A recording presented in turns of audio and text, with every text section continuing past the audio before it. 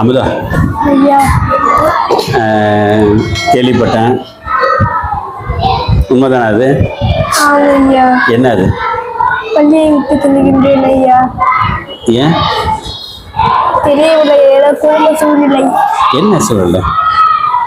அது பக்கத்து ஒரு ஏதோ சண்டைப்பட்டு கொண்டிருந்தாரா, அதனால் ஒரு சில காரணங்களால் தந்தையும் நாங்களும் குடும்பத்தோடு வெளியில் செல்கின்றோம் ஐயா. என்ன ஊர்? வெளியனூர். ஊர் மாற்றிட்டு போறீங்களா? ஐயா.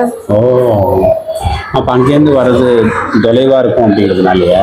ஐயா, அதற்கு அருகாமையில் உள்ள பள்ளியில் சேர்த்து விட்டார்கள். முடிச்சு சேர்த்தாச்சா? இல்லை, இனிதான் கேட்க போறாங்க. உனக்கு நீ எங்க போனாலும் சேர்த்துக்குவாங்க. நீ என்ன நினைக்கிற அதை பத்தி? எனக்கு இங்கேயே இருக்க வேண்டும் என்பது ஆசை ஐயா. தந்தை தான் நடத்தி கொடுக்கின்றார். மிகுந்த மன வருத்தத்துடன் இருக்கின்றேன் ஐயா.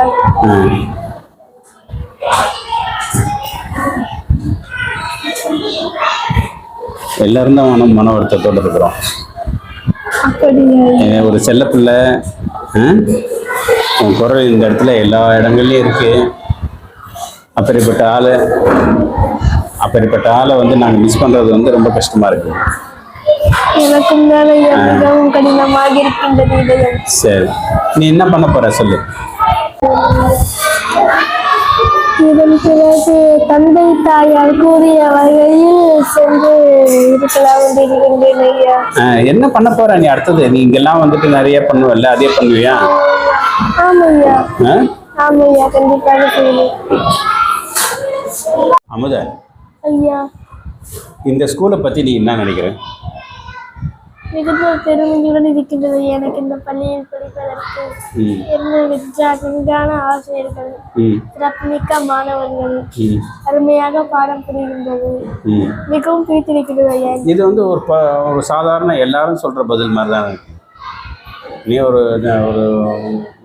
இங்கே வந்து பல்வேறு விதமான செயல்பாடுகளில் வந்து நீ ஈடுபடுறல்ல, அதை பொறுத்து உனக்கு ஒரு சிறப்புத்தன்மை இருக்க வேணாமா உன்னுடைய இது பதில்ல? எல்லாரும் சொல்லுவா நல்லா இருக்கு நல்லா இருக்கு நல்லா இருக்கு அப்படின்ட்டு பொதுவாக சொல்கிற மாதிரி இருக்கேன். என்ன நினைக்கிறேன், என்ன ஸ்பெஷல் இங்கே இந்த ஸ்கூலை பொறுத்தவரைக்கும்? என்னவென்றால் அன்பு காட்டுகின்ற ஆசிரியர்கள் இருக்கின்றனர். அதனால் பண்புடன் படிக்கின்ற மாணவர்கள் வளர்கின்றனர். அதான் ஐயா. அன்புன்னா எந்த வகையில் அன்பு காட்டுறாங்க? அன்பு என்றால் செல்லமாக அடித்தலும் கொடூரமாக அடித்தலும், அதை அந்த கொடூரமாக அடித்ததை செல்லமாக அடித்தேன் என்பதற்கு வித்தியாசம் இருக்கின்றது இருக்கு. இங்குள்ள ஆசிரியர்கள் அனைவரும் செல்லமாக அடிக்கின்றார்கள். மற்றபடியெல்லாம் கொடுமையாக அடித்து நாங்கள் செல்லமாக தான் அடித்தோம் என்று கூறுகின்றார்கள் ஐயா. கதை இல்லை இதெல்லாம் ஐயா. அதெல்லாம் கதை இல்லை. ஐயோ இல்லை ஐயா. இல்லை அவங்க சொல்றத வேகமாக அடிச்சுட்டு பிள்ளைகிட்ட பொறுமையாக தான் அடித்தேன்னு சொல்கிறது வந்து இதுதானே ஐயா? ஆமாம் ஐயா. அடிக்கூடாது இல்லை. அடிக்கிறத பற்றி நீ என்ன நினைக்கிற? ஒரு மாணவன் படிக்கல, அதுக்காக போய் அடித்தோம்னா படிப்பு வந்துருமா? இல்லை ஐயா. ஏன்? என்ன செய்யலாம்? நீ என்ன நினைக்கிற அதை பற்றி? காந்தியின் வழியான அகிம்சையை பயன்படுத்தலாம் என்று இருக்கின்றேன். வா, சொல்லு, அகிம்சையை பற்றி சொல்லு. அகிம்சை என்றால் வெள்ளையர் நமது நாட்டை கைப்பற்றியிருந்த பொழுது காந்தியடிகள் அவர்கள் இந்தியாவை அவர்களிடமிருந்து மீட்பதற்காக நாம் கத்தி ஏந்த வேண்டும், கடப்பாறை ஏந்த வேண்டும், அமிட்டி ஏந்த வேண்டும் என்றெல்லாம் கூறவில்லை. போராடுவோம், அகிம்சை வழியில் போராடுவோம் என்று கூறினார் ஐயா. அதே போல ஒரு மாணவனுக்கு புரியவில்லை என்றால் மேற்பட்ட வகையில் புரிய வைக்க வேண்டும் ஐயா. அதை தவிர்த்து அடிப்பதோ திட்டுவதோ குடும்பமான வார்த்தைகள் பேசுவதோ அதெல்லாம் சரியில்லை ஐயா. ஓகே, நீ எங்கேயாவது இந்த மாதிரி யாராவது அடிச்சு திட்டி உன்னை வந்து இது பண்ணியிருக்காங்களா? அது மாதிரி இல்லை ஐயா, ஆனால் நான் பார்த்திருக்கின்றேன். பார்த்துருக்கிறேன். ஆமாம் ஐயா. இங்கேயே பார்த்துருக்கேன். ஆமாம் ஐயா. இப்போ என்ன, இப்போ வந்து ஒரு சிலர் அடித்தா தான் படிப்பேன் அப்படிங்கிறாங்களா? அது உண்மையா? அது புரியவில்லை. யாரோ ஒரு சில பேரண்ட்ஸ்லாம் வந்து சொல்லுவாங்க, என் பிள்ளைய நீங்கள் அடிக்கலாங்க, அடிங்க அப்படின்னு சொல்லிட்டு போகிறாங்கல்ல, அவங்கள பற்றி தான் நீ என்ன நினைக்கிறேன்? மிகவும் தவறு ஐயா. Very good. Very good. சினி 8வது படிக்கிற இல்லையா? ஆமாம் ஐயா. 8வது. ஸோ இலக்கிய இதெல்லாம் போகிற வர உனக்கு எப்படி அதெல்லாம் மேனேஜ் பண்ண முடியுது? கிளாஸ் ஒர்க்லாம் முடிக்கிறியா? ஹோம்ஒர்க்லாம் முடிக்கிறியா? ஆமாம் ஐயா, கண்டிப்பாக முடிக்கின்றேன். முடிக்கிறியா? ஆமாம் ஐயா. அதான் கேட்குறேன், எப்படி நீ இங்கேயும் போகிற அங்கேயும் போகிற, எப்படி செய்கிற? அதாவது ஐயா, இந்த நிகழ்ச்சி அனைத்தையும் அதிகமாக மேற்பட்ட வகையில் சனி ஞாயிறு தான் ஐயா இருக்கும். ஒரு நிகழ்ச்சி மட்டுமே மாணவர்களுக்காக சனிக்கிழமையிலே வைக்கின்றார்கள். அந்த நிகழ்ச்சியில் நான் உறுப்பினராக இருக்கின்றேன் ஐயா. அதனால் இதை போல இந்த வகுப்பு வாரியாக வருகின்ற அந்த செயல் திட்டங்களை அனைத்தையும் நான் முன்கூட்டியே முடித்து விடுவேன் ஐயா. அதாவது வீட்டு பாடம் என்று கொடுப்பதை பள்ளியிலே முடித்து விடுவேன். அதன் பிறகு வீட்டுக்கு சென்று படித்து விடுவேன். அதை போன்று செய்துவிட்டு மேற்பட்ட வகையில் படுக்கும் வேளையில் ஒரு 15 அல்லது 20 நிமிடங்கள் படித்து விட்டு படுப்பேன். அப்போதான் மனதிலே ஓடிக்கொண்டிருக்கும் ஐயா. Very good, very good. நீ வந்து உன் வாழ்க்கையில் வந்து என்ன மாதிரியான பெரிய வயசானவங்களா ஆனாக்கா நீ என்ன மாதிரியான ஆளாக இருக்கும்னு ஆசைப்படுற? தமிழை பேணி காத்து அதை நல்ல வழியில் செயல்படுத்த போராட வேண்டும் என்பதுதான் ஐயா. ஒரு போராட்டக்காரராக இருக்கணும்னு ஆசைப்படுறியா? தமிழ் போராட்ட வீரராக இருக்க வேண்டும் என்று இருக்கிறேன். தமிழ் போராளியாக இருக்கணும். ஆமாம் ஐயா. Okay okay. இப்போ எப்படி நீ ஃபீல் பண்ணுற தமிழனுடைய நிலைமையை? இப்பொழுது அனைத்து பள்ளிகளிலும் தமிழை எடுத்து விட்டார்கள் ஐயா. எனக்கு ரத்தம் கொதிக்கின்றது. அதான் ஐயா, எனக்கு வார்த்தைகளால் அதை சொல்ல முடியவில்லை. மிகவும் கோபம் வருகின்றது. இப்பொழுது தமிழரின் அவல நிலை எப்படி இருக்கின்றது என்றால், இந்த கல்விதான் நீ படித்தே ஆக வேண்டும் என்று கட்டாயப்படுத்துவது போல இருக்கின்றது ஐயா. வேறு வழியின்றி அவர்களும் படிக்கின்றனர். அதான் ஐயா. எந்த விதத்தில் உங்களுக்கு வந்து தமிழ் இல்லாமல் போகுது இல்லை? உங்களுக்கு தமிழ் பாடத்தில் வந்து கம்மியாகிறதுனால வருத்தமாக இருக்கு. நீ எப்படி இருந்தால் நல்லா இருக்கணும்னு நினைக்கிற? தமிழை கட்டாயமாக வைக்க வேண்டும் ஐயா. தற்பொழுது விருப்ப பாடமாக தான் வைத்திருக்கின்றன. அதை கட்டாய பாடமாக மாற்ற வேண்டும். அதுதான் ஐயா. மேலும் நேற்றை நான் பேச்சில் கூறியது போல தமிழை ஆட்சி மொழியாக்க வேண்டும், அலுவல் மொழியாக்க வேண்டும். தமிழில் கற்றோருக்கு உயர்கல்வியையும் வேலை வாய்ப்பையும் அரசு உறுதி செய்ய வேண்டும் ஐயா. Very good. ஏன்னா இது தமிழ் பேசும் மண் இல்லையா? தமிழ் பேசும் நிலம். அப்போ இங்கே தமிழை தான் ஒரு கடையில் போனாலும் ஒரு பொருள் வாங்கினாலும் தமிழை தானே பேச போகிறோம். அப்போ தமிழ் தெரியாமல் எப்படி இல்லை? ஓகே. அதாவது ஒரு தெலுங்கானாவில் நீ தமிழ் பேசுதான் வேண்டும் என்று கூறினால் அது தப்பு. அது தப்பு. தெலுங்கானாவில் நீ தமிழ் தான் பேச வேண்டும். தெலுங்கு தான் பேச வேண்டும். தெலுங்கானாவில் தெலுங்கு தான் பேச வேண்டும். கேரளாவில் சென்று நீ தெலுங்கு தான் பேச வேண்டும் என்று கூறினால் அதுவும் தப்பு. நீ கேரளாவின் மொழியான மலையாளம் தான் பேச வேண்டும். அப்படி என்றால் தமிழ்நாட்டில் ஹிந்தி பேச வேண்டும் என்பது மிகவும் தப்பு. அது தமிழ் தான் பேச வேண்டும். இது சம்பந்தமா என்ன நடக்குதுன்னு நினைக்கிறேன்? தற்பொழுது இந்த நிலையில் நான் என்ன கூறுகிறேன் என்றால், அரசுதான் ஐயா இதற்கெல்லாம் ஒரு வழிகாட்ட வேண்டும். அரசிற்கு மனு எழுதலாம். அதாவது ஒரு முறை அனுப்பினால் நாங்கள் மனு கொடுத்துட்டோம், இன்னும் வரவே இல்லை அப்படி என்று கூறுகின்றனர். ஆனால் நாம் தொடர்ந்து அனுப்பி கொண்டிருந்தோம் என்றால், ஒரு நாள் கொடுத்தோமா அட போயா என்றே அனுப்புவர். 100 நாள் 99 நாள் கொடுத்து விட்டோம். 100வது நாள் கொடுக்கும்பொழுது இதே அனுப்பி கொண்டிருக்கிறானே என்னவென்று இருக்கும் என்று பார்த்தால் அவர்களுக்கும் புரியும் அல்லவா? தொடர்ந்து முயற்சி செய்தால் நம்ம தமிழ் நமக்கே கிடைக்கும் ஐயா. தொடர் முயற்சி அவசியம். ஆமாம் ஐயா. அவனுடைய மாணவர் கூட வந்து ஃப்ரெண்ட்ஸ் எல்லாம் வந்து பேசும்போது பழகும்போது அவங்க வந்து உச்சரிக்கிற வார்த்தைகள்லாம் இருக்கு இல்லையா? அதை பற்றி என்ன நினைக்கிறேன்? அது மிகவும் தவறான வார்த்தையாக இருக்கின்றது. தமிழ்நாட்டில் தீய வார்த்தைகள் பேசுவது மிகவும் கொடிது ஐயா. அதிலும் கொடிது தமிழன் பேசுவது. அதான் ஐயா மிகுந்த மன வருத்தத்துடன் இருக்கு. நீ அப்படி பேசும்போது அவங்க கிட்ட என்ன சொல்லுவ? நான் அவர் அப்படி பேசும்பொழுது நான் கூறினால் அதை பொருட்படுத்தவில்லை ஐயா. நீ பொருட்படுத்த மாட்டேன், ஆனா அவனுக்கு பேசுறது உனக்கு மனவலியை கொடுக்கணும்ல. ஆமா ஐயா. அப்ப என்ன சொல்ல அவனோட? என்ன சொல்லுவ அவனோட? புரியவில்லை. அவனோட என்ன சொல்லுவ? இப்படி எல்லாம் பேசாதே என்று கூறுவேன். பிறகு சரி சரி என்று கூறிவிட்டு மீண்டும் அதே தொடருவேன். ஓகே, உனக்கு சலிப்பு வரும். ஆமா ஐயா. Okay okay. நான் உன்னை வந்து 1.5 வருஷமா பார்க்குறேன் இல்லை? 7வதுலேருந்து பார்க்குறோம். 6வதுலேருந்து 6ஆம் வகுப்பு 6 7 இப்போ 8 இப்போ தான் நான் வரோம் அப்படின்னா 1.5 வருஷம்னு வச்சுக்கேன். 1.5 வருஷமா நீ என்னை பற்றி என்ன நினைக்கிற? சிறப்பான ஆசிரியர். பொதுவாக சொல்லக்கூடாது, குறிப்பிட்டு சொல்லு. நாடகம் போன்ற இயல், இசை, நாடகம் இந்த 3ஐயும் தற்பொழுது அனைவரும் மறந்து விட்டனர்.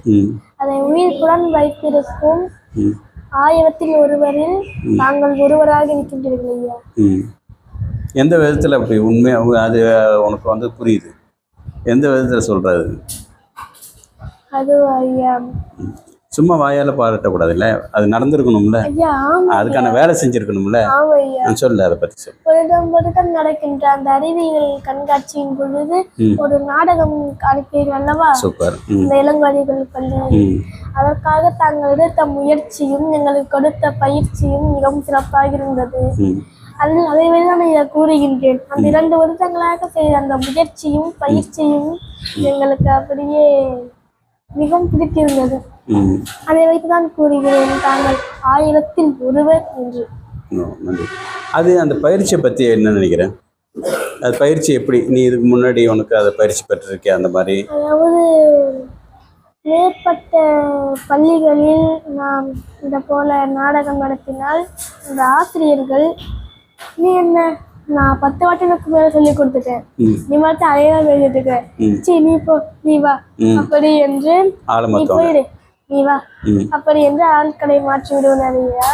ஆனால் தாங்களோ 10 பேர் இருந்தாலும் 11ஆவதாக நீ சிறப்பாக செய்கிறாய், இன்னும் பலரை சேர்ப்போம், இன்னும் பலரை சேர்ப்போம் என்று பலருக்கு நாடக கலையையும் ஊட்டி கொண்டிருக்கின்றீர்கள் ஐயா. அந்த நாடகங்கள் நீ பழகிய நாடகங்களுக்கும் இதுக்கும் உனக்கு எப்படி ஃபீல் பண்ணுற? அது ஒரு கருத்தை கொண்டிருக்கும் ஐயா. ஒரு கருத்து என்றால் நேர்மையே மிகவும் சிறப்பு. அப்படி என்றால் நேர்மையை பற்றியே செல்லும். அது நமது நாடகமோ பல வகையான கருத்துக்களை கூறுகின்றது.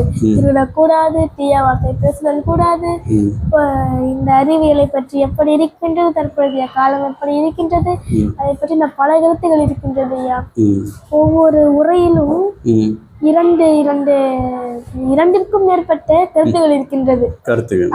அதை போன்ற உரைகள் தாங்கள் எழுதியிருப்பதில் அதை படிக்கும் பொழுது அடுத்து என்னவாக இருக்கும், அடுத்து என்னவாக இருக்கும் என்பது மிக சுவையாக இருந்தது ஐயா. ஏதாவது ஞாபகம், மனசுல ஞாபகம் உள்ளது ஏதாவது சொல்ல முடியுமா? ஆமா ஐயா. முதல் சக்கரம் உருண்டோட எனக்கு மிகவும் பிடித்தது அந்த பாடல் தான் ஐயா. நான் சாலை பாதுகாப்பு எனும் தலைப்பில் எடுத்துடன் அந்த பாடலை தான் வைத்து முதல் பரிசு பெற்றது ஐயா. Very good, very good, great. அது சொல்ல பார்ப்போம், ஞாபகம் இருக்கா? சிறிதளவு நினைவில் இருக்கின்றது. முதல் சக்கரம் உருண்டோட ஓட ஓட என்று வரும் ஐயா. Very good, very good, very good. வேற நாடகங்கள்ல வந்து அந்த எத்தனை நாடகங்கள் பண்ணியிருக்கிற? நான் ஒரு 10 நாடகங்கள் செய்திருக்கின்றேன் ஐயா. இங்கே நம்ம சைடில் எத்தனை பண்ணியிருக்கிறோம்? ஒரு 5 செய்திருக்கின்றோம் ஐயா. அதே மாதிரி வகுப்பறையிலையும் பண்ணியிருக்கோம், ஞாபகம் இருக்கா? ஒரு 20 இருக்கும் ஐயா. அப்போ அதெல்லாம் எப்படி அந்த இது வரும், பாடத்தில் உள்ளதெல்லாம் வரும் இல்லை? ஆமாம் ஐயா. எப்படி, அதை பற்றி சொல்லி பார்ப்போம். பாடத்தில் இருப்பது என்றால் அதை மனப்பாடம் செய்து கொண்டு என்று ஒப்பித்து விட்டு செல்வார்கள் ஐயா. ஆனால் தாங்கள் கூறிய வகையோ நடிக்க வேண்டும், ஒப்பிக்க கூடாது. ஒப்பிப்பதென்பால் நின்று கொண்டே கையை கட்டி கொண்டு என்று இப்படி யோசித்து கொண்டு செல்வது. ஆனால் நீங்கள் கூறியதோ மாணவர்களை பார்த்து நன்கு கையை அசைத்து வாயை நன்றாக உயர்த்தி குரலை நன்றாக உயர்த்தி ஆடி பாடி மற்றவரை மகிழ்ச்சி ஊட்டும் வகையில் இருக்க வேண்டும் என்று கூறினீர்கள் ஐயா. அது மாதிரி என்னென்ன பாடத்திலேருந்து நம்ம நாடகம் பண்ணியிருக்கோம்? நாம் செய்தது முதலில் செய்தது கிழவனும் கடலும் ஐயா. கிழவனும் கடலும், பிறகு ஐயோ அதன் பெயர் என்ன என்று மறந்து விட்டேன் ஐயா. இன்னும் ஒரு 3 நாடகங்கள் செய்திருக்கின்றோம்.